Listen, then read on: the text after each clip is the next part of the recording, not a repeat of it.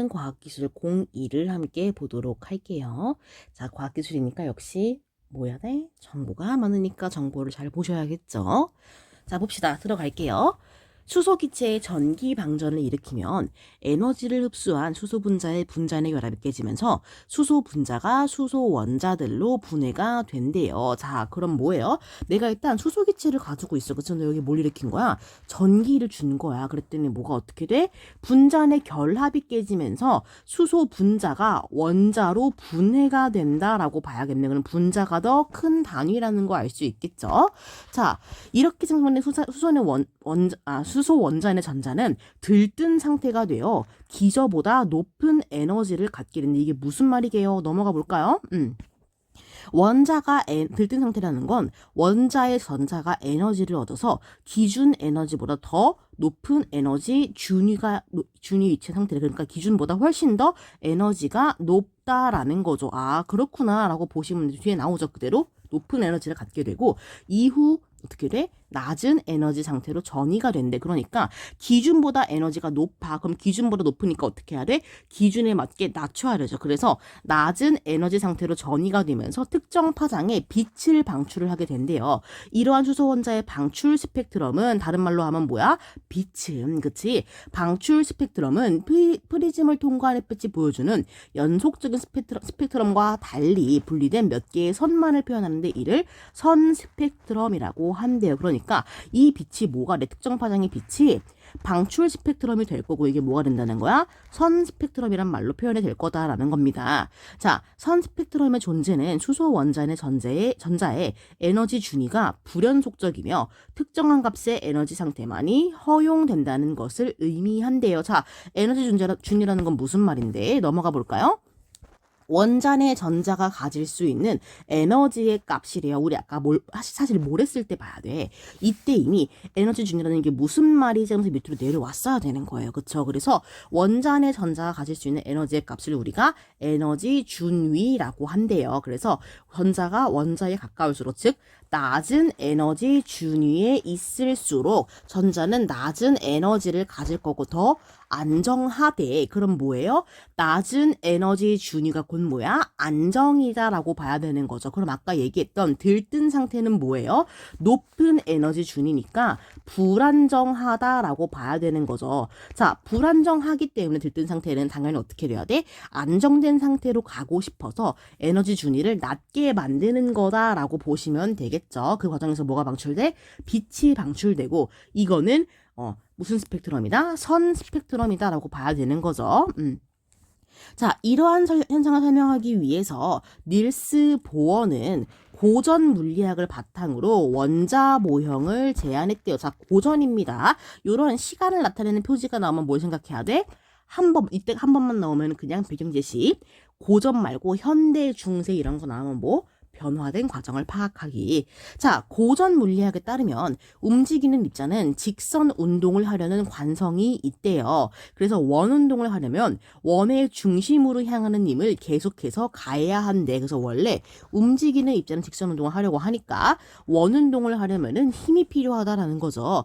보어는 전자가 원자로부터 떨어져 나가지 않고 돌고 있는 것은 양전하를 띤 원자와 원자 핵과 전하를 띤 전자 사이의 인력 때문이래요. 그러니까 다시 말하면 뭐예요? 전자가 원자로부터 도는 건 뭐야? 어쨌든 일종의 원 운동이고요. 전자는 지금 움직이는 운동이잖아. 그럼 원래 뭐 해야 돼? 직선 운동을 해야 하는데 원 운동을 하는 것, 즉 원자로부터 떨어져 나가지 않고 계속 원 운동을 하는 것은 돌고 있는 것 같은 말이죠. 뭐예요? 원의 중심으로 향하는 힘, 다른 말로 하면 뭐예요? 인력 때문이다. 그러니까 이게 인력이 곧 뭐예요?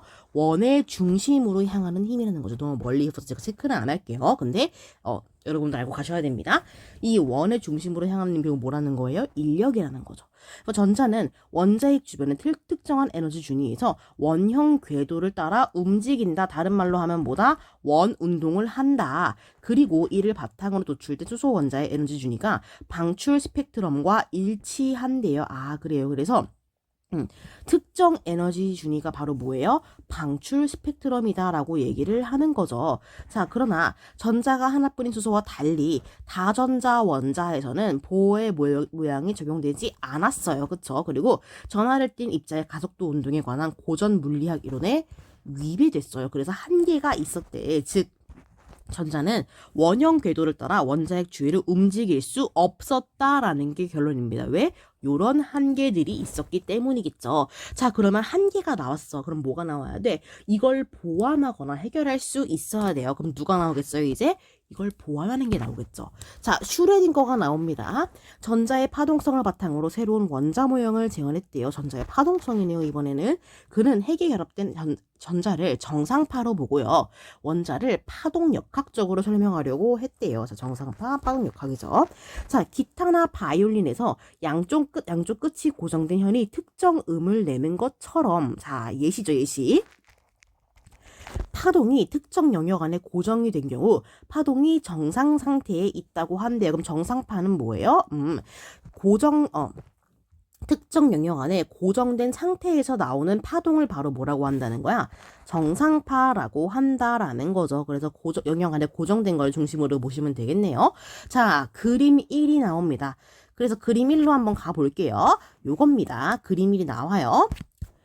자, 그림 1, 여기죠. 각 점은 진폭이 0인 마디이고 양 끝의 마디가 고정되어 파동이 2분의 1 파장의 정수배로만 나타난대요. 즉 다시 말해 무슨 말이냐 이게 정상파는 허용되는 파장이 특정 파장의 정수배 그러니까 우리가 아는 곱하기 1 같은 거죠. 곱하기 2. 따라서 전자를 정상파로 가정하면 파장이 불연속적인 값을 갖는다는 걸 설명할 수 있대요. 그러니까 정상파로 가정하면 불연속을 설명할 수 있다라는 거네요. 자, 한번 볼게요. 보시면요. 양 끝이 지금 다 고정이 되어 있는 거고요. 그치? 그래서 양 끝은 진폭이 0인 마디고 마디가 고정이 돼서 파동이 정수배로만 나타난데 보시면 어때요? 지금 파동이? 얘는 2분의 1 파장에 딱 2배죠, 파동이. 그치? 얘는 어때요? 딱 3배죠. 이렇게 된다고 보시면 될 것 같습니다. 자, 3차원 공간에서의 전자의 위치를 나타내는 좌표 x, y, z의 함수로 수소 원자의 파동 함수를 고려해 볼 거예요. 자, 이번엔 어디로 가요? 3차원 공간으로 가서 파동 함수를 고려할 겁니다. 자, 누구의 무엇이 나와요? 하이젠베르크의 불확정성의 원리가 나올 겁니다. 어떤 입자의 위치와 운동량을 정확히 측정하는 것은 불가능해. 이게 뭐예요? 불확정성이라는 거죠. 자, 파동 함수를 통해 전자의 정확한 움직임을 알 수 있다 없다? 없다. 왜? 불확정성 원리 때문에. 하지만 파동 함수의 제곱값은 특정한 물리적 의미를 가진대요. 자, 그 값은 공간의 특정점 부근에서 전자를 발견할 확률과 관련이 된대요. 그쵸?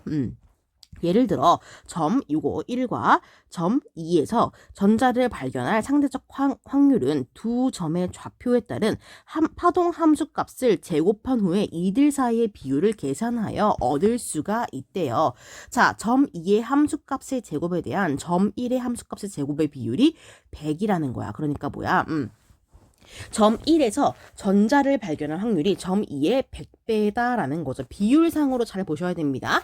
2에 대한 점 2에 대한 점 1 이렇게 가니까 이 100이야. 그럼 이게 어떻게 되는 거예요?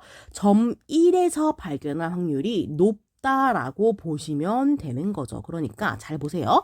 점 2의 함수값이 있고 점 1의 함수값이 있대요. 이거의 비율이 어떻게 되는 거야? 100인 거야. 그러니까 즉 점 2의 함수값의 제곱이 얼마? 1이라고 치면은 점 1의 함수값의 제곱의 비율은 어떻게 되는 거야? 100이 되는 거죠. 이렇게 되는 거야. 1대 100인 거죠. 그럼 확률도 어떻게 돼?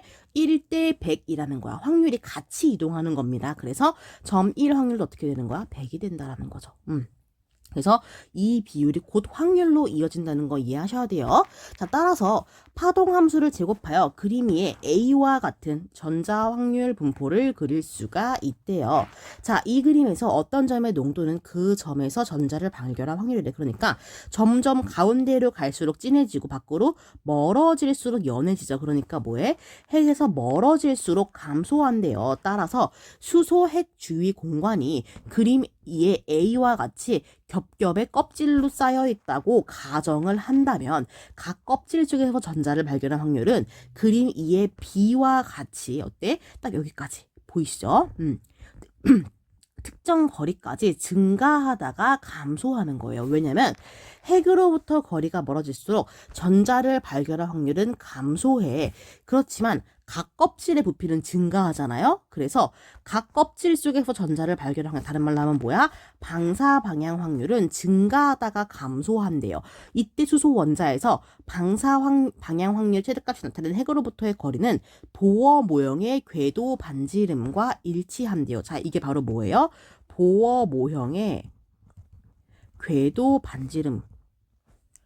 반지름과 같은 값이래. 이 거리가요.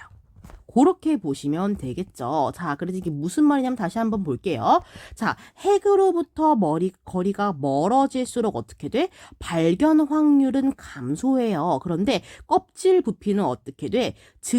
부피는 계속해서 증가하는 거야. 그러니까 멀어짐과 동시에 부피도 같이 증가해요. 부피가 증가한다는 건 뭐야? 껍질 안에, 그 부피 안에 전자가 일정만큼 포함이 되죠. 그러니까 부피가 증가하면 그만큼 늘어나는 거야. 그치? 뭐가? 전자 발견할 확률이. 그런데 거리가 멀어지는 것까지 우리가 감안을 해야 하니까 그것과 함께 조합을 해봤을 때 요 거리까지는 그 부피의 영향을 받아서 거리가 좀 멀어져 점점 증가하고 있는 거예요. 그런데 일로 갈수록 어떻게 되는 거야? 거리의 영향이 더 커져가지고 점점 더 감소하는 거라고 보시면 되겠죠. 자, 그래서 요렇게 한번 보면 될 것 같습니다. 자, 그래서 요거는요, 우리가 닐스 보어와 슈레딩거 를 보시면 될 것 같아요. 그래서 보어의 이론을 슈레딩거가 한번 보완을 한 거죠. 그래서 슈레딩거의 모형을 조금 더 잘 보시면 될 것 같고, 여기에 사용된 하이젠베르크의 불확정성 원리를 기억하셔야 되고, 그리고 이런 표 같은 것, 그래프 같은 것들도 잘 봐주셔야 문제를 풀 때 헷갈리지 않을 것 같습니다. 자, 그래서 여기까지 한번 볼게요.